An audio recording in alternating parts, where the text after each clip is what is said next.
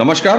प्रारब्ध पर आप सभी का एक बार फिर स्वागत है। स्क्रीन के दूसरे हिस्से में आइए स्वागत कर लेते हैं अपने खोजी पहलवान यानी बाबा रामदास जी का। बाबा जी नमस्कार। नमस्कार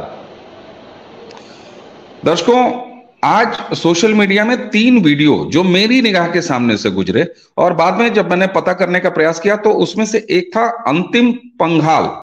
ये एक बिटिया जो अपने आप को खुद को वर्ल्ड जूनियर गोल्ड मेडलिस्ट बता रही है, महिला पहलवान है और 53 किलो वर्ग की पहलवान है, यानी वही जिसमें विनेश फोगाट खेलती हैं। 2 और वीडियो जिसमें सुजीत कलकल नाम का एक पहलवान और विशाल कालीराम ये पहलवान, ये 65 किलो बताया जा रहे हैं जो बजरंग पूनिया का वर्ग है।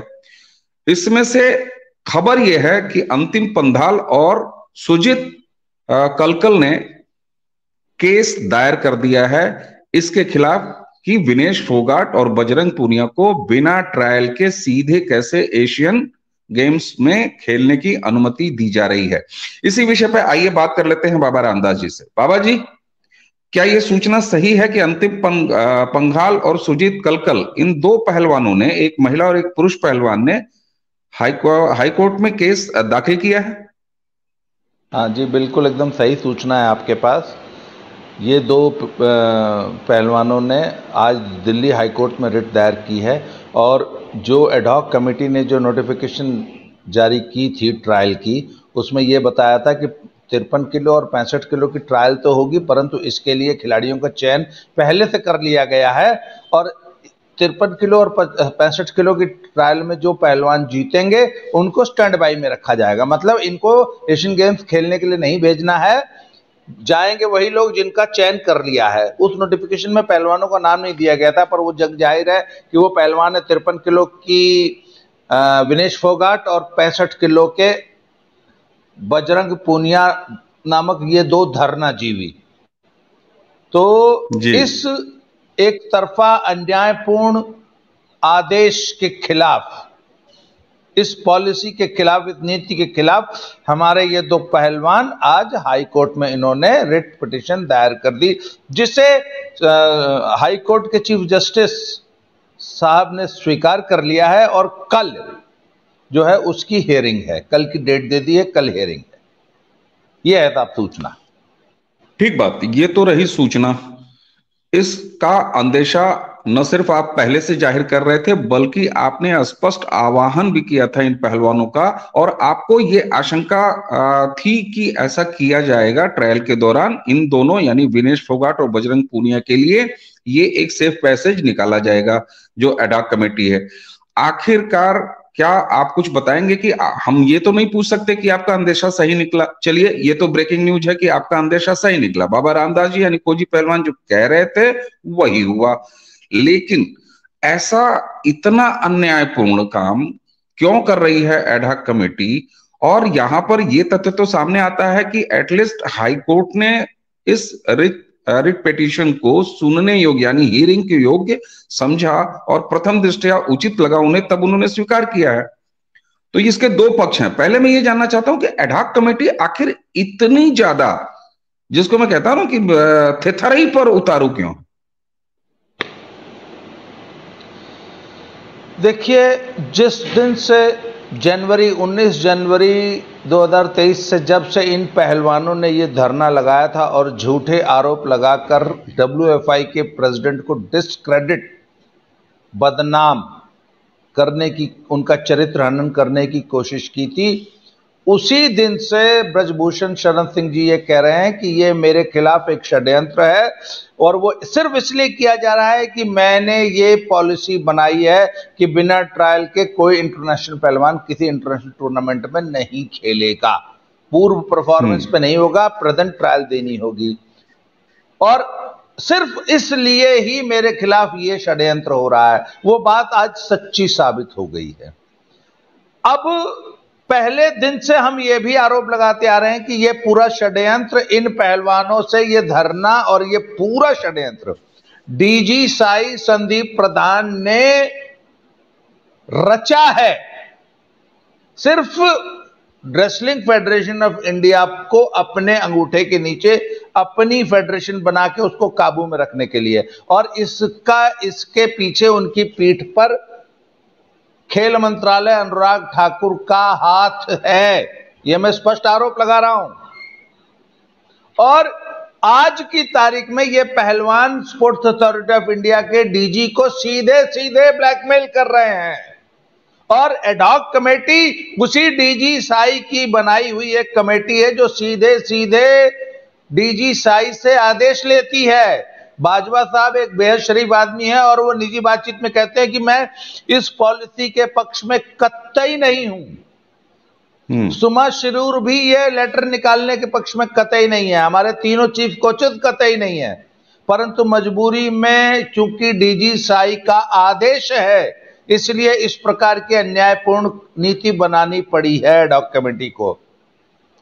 और ये दो टेक्निकल ऑफिशियल्स, सो कॉल्ड सलाहकार ज्ञान सहरावत और अशोक गर्ग, ये चूंकि इन्हीं धरना जीवियों ने, ये शुरू में एडहॉक कमेटी में नहीं थे, इनका नाम डलवाया है बजरंग पूनिया और विनेश फोगाट ने, और ये इसीलिए डलवाया है कि एडहॉक कमेटी पर दबाव डालकर और एडहॉक कमेटी में बहुमत क्रिएट कर, 7 लोगों की सिलेक्शन कमेटी है।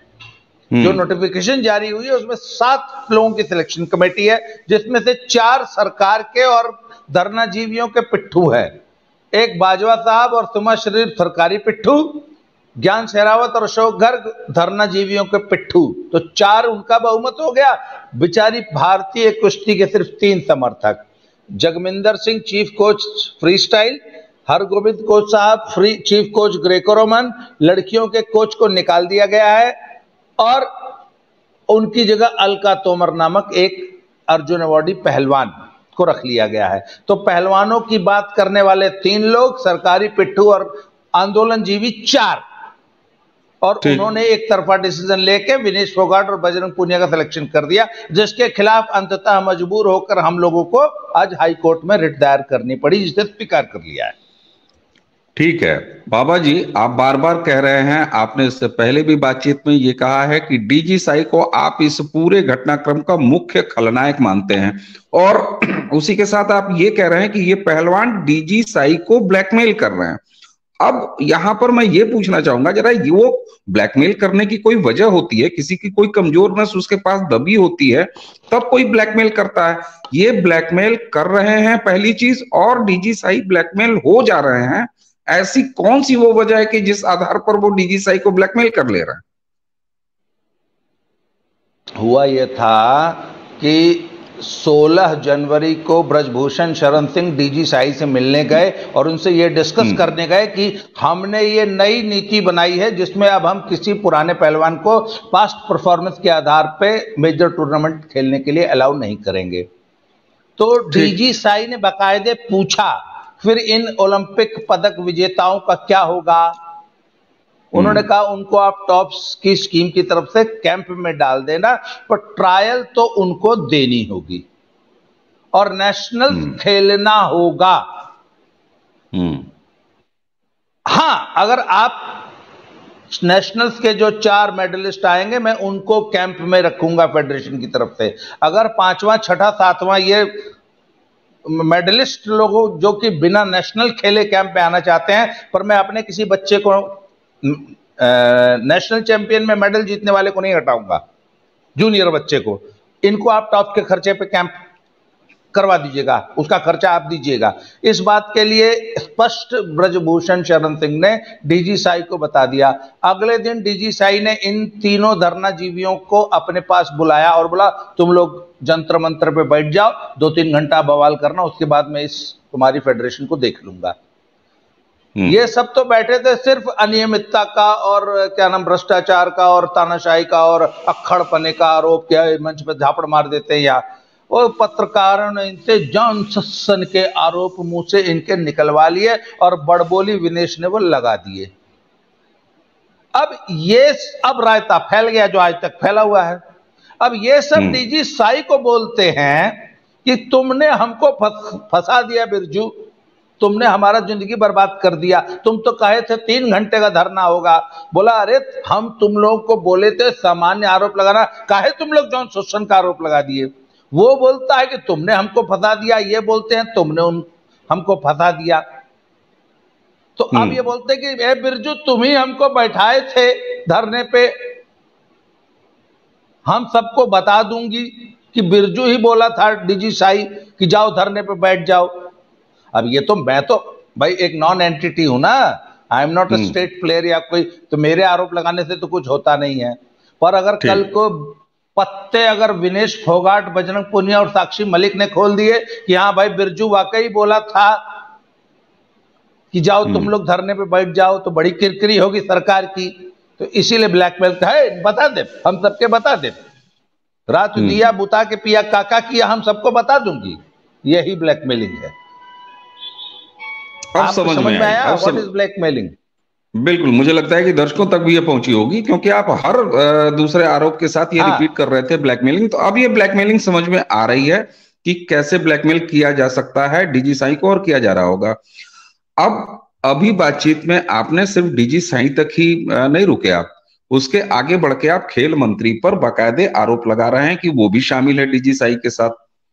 तो आखिर ये बताइए कि ये एक दूसरे की ब्लैकमेलिंग और एक दूसरे के साथ खेलने खिलाने में ये जो कुश्ती का नुकसान हो रहा है, मैंने जो वीडियो मेरे सामने आया अंतिम पंघाल नाम की उस बिटिया का, जो वर्ल्ड जूनियर चैंपियनशिप की गोल्ड मेडलिस्ट है, और वो अपने मुंह से कह रही है कि मैं देश की पहली ऐसी बच्ची हूं जिसने ये गोल्ड मेडल जीता है।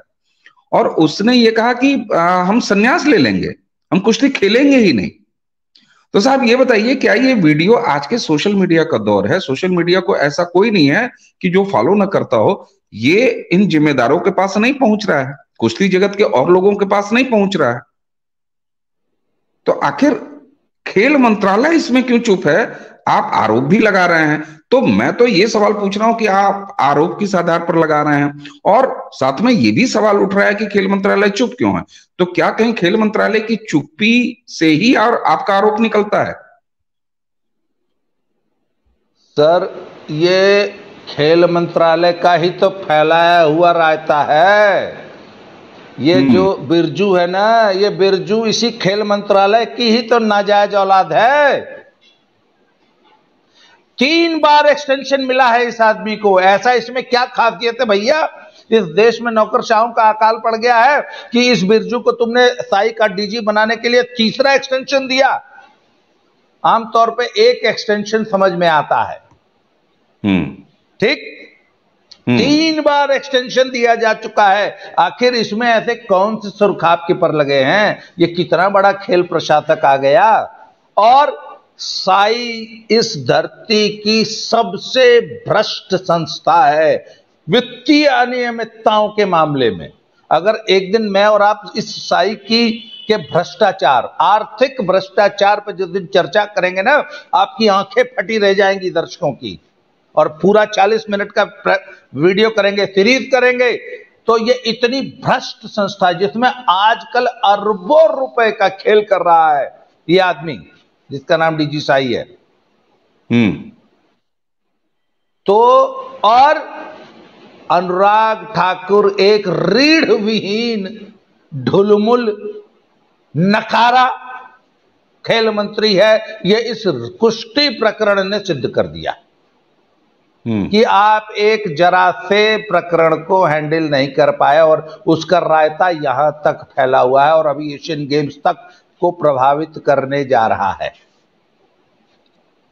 बिल्कुल, ये बात तो साफ दिखाई दे रही है कि कुश्ती जिस तरीके से डिरेल हुई है अखाड़े से, तो उसके बाद वो धरना तक गई, खाप पंचायतों तक गई, संसद पर मार्च तक गई, और मुकदमेबाजी आप देखिए कहां तक गई। 2 मुकदमे दर्ज हैं, ब्रजभूषण शरण सिंह के ऊपर मुकदमे दर्ज हैं, वहां चार्जशीट फाइल हो गई, कोर्ट कचहरी हो रही है। और अब हालत ये है कि इस अन्याय के खिलाफ ये 2 बच्चे जो हैं पहलवान आपके, सुजीत कलकल और अंतिम पंघाल, ये भी कोर्ट में चले गए।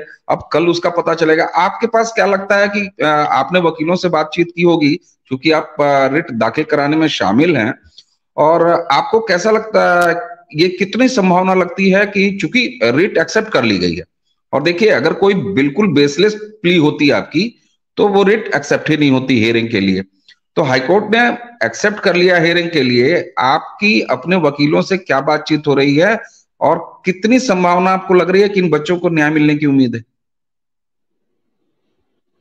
देखिए, ऐसी ही एक रिट जो है, ऐसी ही एक रिट बॉक्सिंग के खिलाड़ियों ने की थी, जिसकी कल सुनवाई हुई थी और उसमें जज ने 24 तारीख की डेट दे दी है और वो रिट पूरी तरह खारिज हो जाएगी, ऐसी संभावना व्यक्त। कहने का मतलब बॉक्सर्स को न्याय नहीं मिला है क्योंकि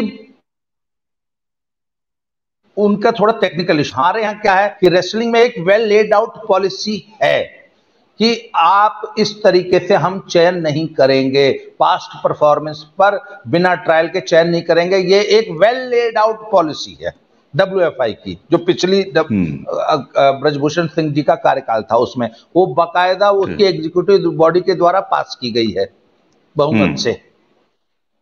अब ये एक एडहॉक कमेटी है जो कि काम चलाऊ सरकार है, इसको पॉलिसी डिसीजन लेने का तो संवैधानिक अधिकार ही नहीं है। काम चलाऊ सरकारें पॉलिसी डिसीजन नहीं लेती हैं, वो सिर्फ काम चलाती हैं। यह एक पॉलिसी डिसीजन है, ये पॉलिसी से डेविएट करने वाला डिसीजन है कि आप ट्रायल, अच्छा सभी वजनों की ट्रायल लेंगे, इसके बावजूद आप इन 2 खिलाड़ियों को के साथ बेईमानी करके इनको चोर दरवाजे से एशियन गेम्स खिलाने का कुचक्र कर रहे हैं। एक तो इसको इजीली चैलेंज किया जा सकता। दूसरे, एक और पॉलिसी रही है जिसमें पूर्व परफॉर्मेंस पे ओलंपिक या अन्य मेडल, वर्ल्ड चैंपियनशिप इत्यादि मेडल्स पे हम बिना ट्रायल के भी चयन कर लेते थे, परंतु उसमें चीफ कोच और फॉरेन एक्सपर्ट जो विदेशी कोच होता है उसकी संस्तुति अनिवार्य थी, उसकी सहमति से। अगर वो कहता था तो कर लेते थे। यहां पे दोनों चीफ कोचेस ने इसकी सहमति नहीं दी है। परंतु इस पूरे कानूनी दाव पेच के लिए ना हमारे पास समय नहीं है, क्योंकि 22 तारीख को सुबह ट्रायल है, 23 की शाम तक इनको टीम का नाम देना है। तो अब ये सारे कानूनी दावपेच में जज कितना समय लेते हैं, क्या कल ही एक डायरेक्शन दे देते हैं। हम कोई निर्णय नहीं मांग रहे हैं, हम सिर्फ एक डायरेक्शन मांग रहे हैं कि किसी को अनड्यू फेवर न दिए जाए और सिंपली एक फेयर ट्रायल करा के 18 वजरों में ट्रायल के विजेता को एशियन गेम्स खिलाया जाए। ये डायरेक्शन एडहॉक कमेटी को मिल जाए, सिलेक्शन कमेटी को मिल जाए तो हमारा काम हो जाएगा। ठीक बात है। अगर नहीं मिला, अगर कोर्ट ने ऐसा डायरेक्शन नहीं दिया, अगर हमको न्याय नहीं मिला या लंबा वही तारीख पे तारीख वाला न्याय मिला, फिर आगे क्या करना है ये हम 22 तारीख को सुबह डिसाइड करेंगे। कुश्ती जगत डिसाइड करेगा। बिल्कुल। और अब जबकि ये जूनियर पहलवान आ रहे हैं, तो क्या आप कहीं इस बात की भी आपके पास सूचना है कि इन 3 बच्चों के पीछे जो अपने आप को कुश्ती का अलंबरदार कहते हैं और यहाँ पर खाप पंचायतें इन्वॉल्व हुई थी जब, तो क्या अंतिम पंघाल नाम की लड़की ये किसी मंगल ग्रह से आई है? जरा इसका बैकग्राउंड बताइए ना कि ये कहां से आती है और किस बिरादरी से ताल्लुक रखती है। सर, खाप पंचायतें सिर्फ वोट बैंक की पॉलिटिक्स करती हैं। खाप पंचायतें और ये खाप लीडर्स जो हैं ये जातीय वोट बैंक की पॉलिटिक्स करते हैं। ये वोट बैंक का मसला नहीं है। परंतु इतना बता दूं आपको, इन खाप लीडर्स ने और इन धरनाजीवी पहलवानों ने और इनके समर्थकों ने अपनी वो छीछा लेदर कराई है कि आज ये हरियाणा के समाज में मुंह दिखाने लायक नहीं है। आज ये अगर समाज में निकल जाएंगे ना तो पब्लिक इनको जूतों की माला पहना के गधे पे मुंह काला करके घुमाएगी।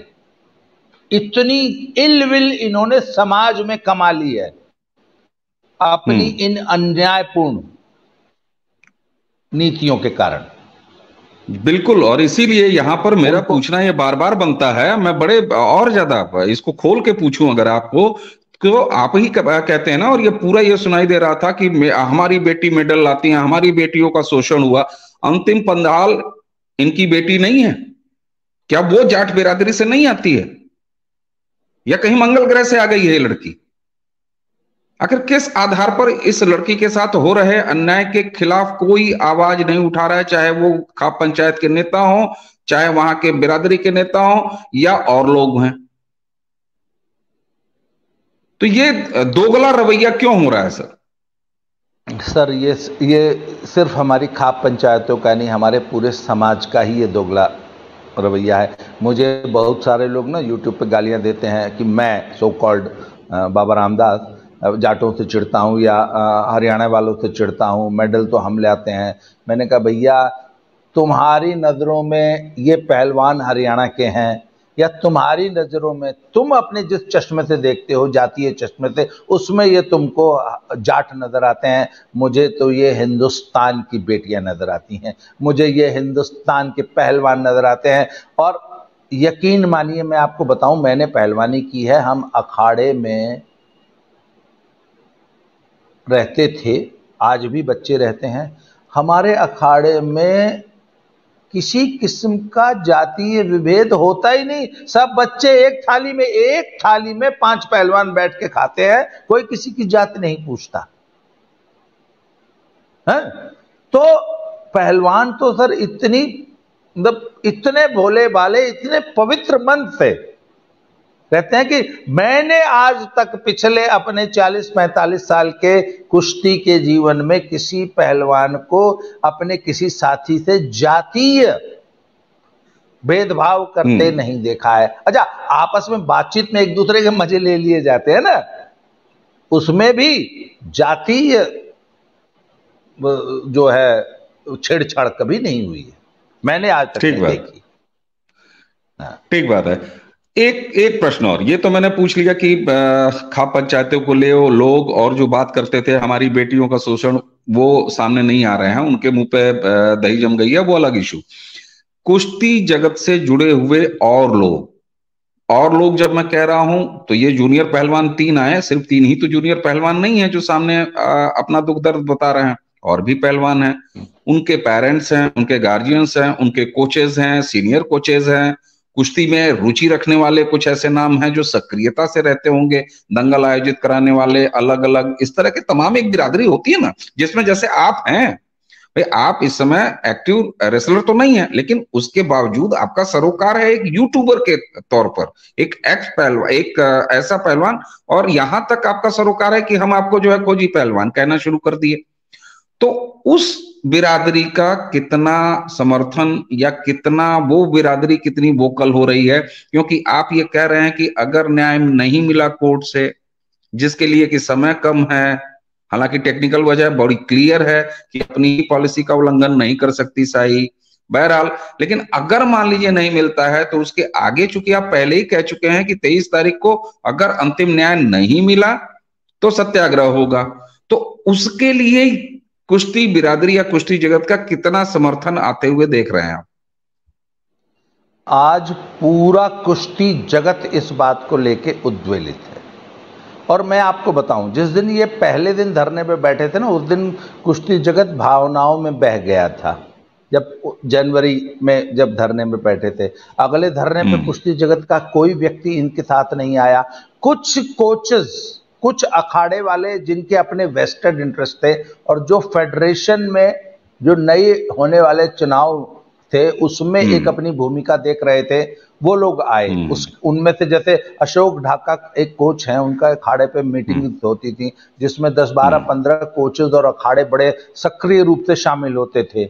उसमें हमारे एक बड़े सीनियर कोच है रणवीर ढाका, वो उसके पेट्रन बन गए थे। एक अजय मिर्चपुर हैं, और ये इस प्रकार के बहुत से लोग बड़ा बढ़ चढ़ के जो है नेतागिरी किया करते थे। पर आज सबके मुंह में दही जम गई है। जी, इन 2, 4, 10 लोगों को अगर छोड़ दिया जाए तो पूरा कुश्ती जगत आज इन जूनियर पहलवानों के साथ खड़ा है। ठीक बात। और इसका नजारा आपको 22 तारीख की सुबह आईजी स्टेडियम में देखने को मिल जाएगा कि किस कदर उद्वेलित है, किस कदर आक्रोशित है हम। ठीक बात है। पहलवान जी, बाबा रामदास जी, हमें उम्मीद है कि कल हाईकोर्ट में ये जो रिट स्वीकार कर ली गई है, इसी में डायरेक्शन इन जूनियर पहलवानों की भविष्य के लिए मिल जाएगा जो इनके साथ अन्याय हो रहा है। और नहीं तो जिस तरीके से आप और सामने ये पहलवान अब मैदान में उतर गए हैं, सच बताऊं तो मैंने ये तीनों वीडियो जब मेरे सामने से गुजरे तो अब किस तरह से मैं आपको कहूं कि अब नहीं वो नैतिकता जग रही है लोगों की। एक बिटिया पहलवान जो ये कह रही है कि इतना शोषण अगर हुआ तो फिर मैं अब कुश्ती को छोड़ दूंगी। नहीं दिल पसीजता है ऐसे लोगों का। वो जो स्टारडम एंजॉय कर रहे हैं कुश्ती के नाम पर, उनके हक में इतनी ज्यादा बेशर्मी आ गई है इन जिम्मेदार लोगों की कि अब उनकी नैतिकता नहीं जग रही है। ये बहुत गलत है और हमें उम्मीद है कि कोर्ट भी इस पर न्याय देगा। और कोर्ट ने अगर आपको रिलीफ नहीं दी, देखिए कोर्ट का मामला बड़ा टेक्निकल होता है, आप भी जान रहे हैं, तो समाज का कम से कम अब एक दूसरे तरीके से जागरण शुरू होगा। और अब सच मायने में बेटियों के शोषण की कहानी सामने आ रही है कि कुश्ती जगत के इन तथाकथित कुछ लोगों ने, जिनको अब गिरोहबाज मैं बोलूंगा, उन्होंने किस तरीके से बेटियों का शोषण किया। उसका नाम है, उस शोषण का नाम है अंतिम पंघाल, उस शोषण का नाम है सजित कालीवाल, उस शोषण का नाम है ये विशाल जैसे लड़के। जी वीडियो समाप्त कीजिए क्योंकि मेरा डाटा समाप्त हो गया, कभी भी वीडियो बंद हो सकती है। तो बहुत बहुत सभी दर्शकों को धन्यवाद। अगली वीडियो में फिर से मिलते हैं, सभी थैंक यू वेरी मच। जी तो दर्शकों, इसी के साथ आपसे लेते हैं विदा। नमस्कार।